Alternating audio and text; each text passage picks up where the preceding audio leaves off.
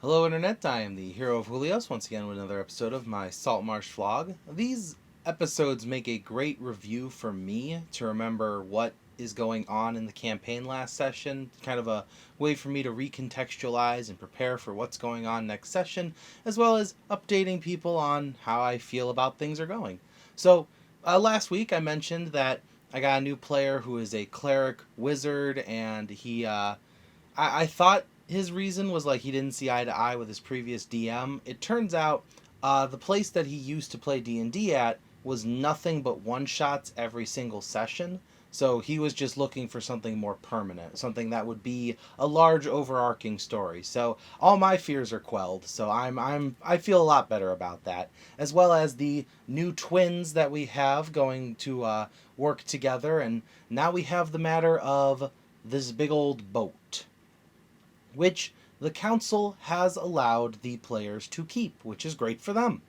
Now that they have the boat, which was known as the Sea Ghost, they have decided to call it Bean's Ghost, because Bean died on it. So that's kind of nifty. Don't know if I'll do something with that later just for fun, but they have decided to go after Calcifer. The bounty of 2,000 gold on his head is enticing, and they want to get rid of a bad dude who does bad things to good people.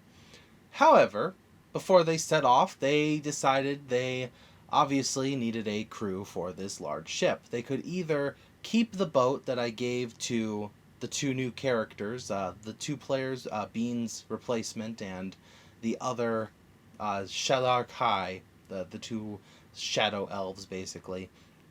They have a boat that they sailed to Saltmarsh on. I allowed them to have the smallest type of boat available.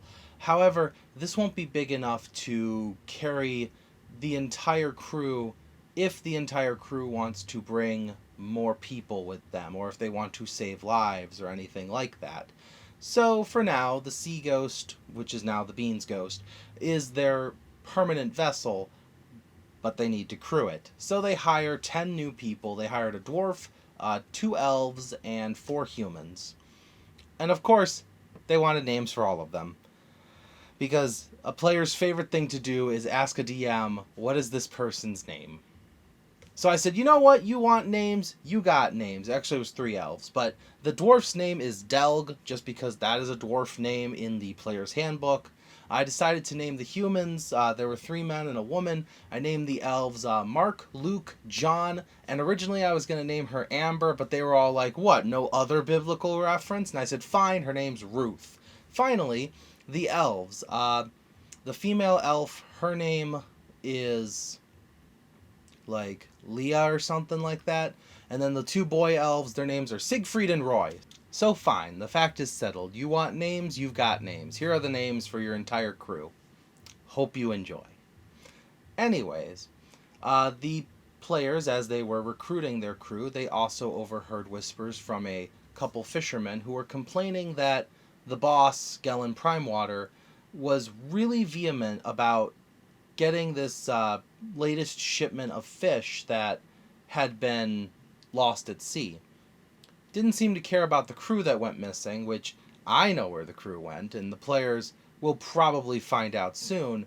However, the fish that went missing is what's important to Gellin, so obviously this was a hook that got the players to sail out. Fortunately for them, that missing vessel was lost in the waters that they're heading to try and catch Calcifer.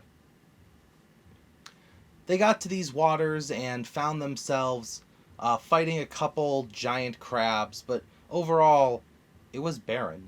There was nothing here on this ship except for some fish. Some fish were floating up out of the barrel because a barrel broke. But there were some fish that were not floating up out of a barrel. These fish had stitchings all across their belly, and when cut open, my players found pearls, black pearls, rare pearls, and expensive pearls.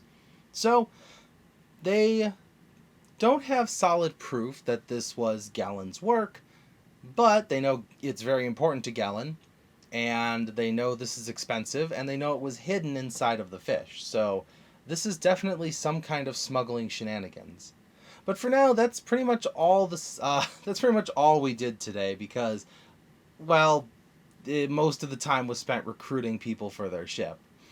Though starting this week, starting on our next session, they will finally reach the waters and maybe come face to face with Calcifer.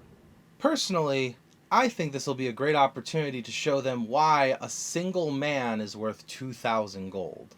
So, this may be not a TPK, but maybe a total party capture.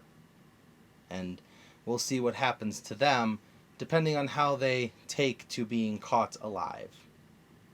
Or maybe not. Maybe they'll talk their way out of it. Maybe they'll fight their way out of it. Anything can happen in D&D. So thank you for watching as always, and I will see you in the next video. This is the Hero of Julios, Xing out.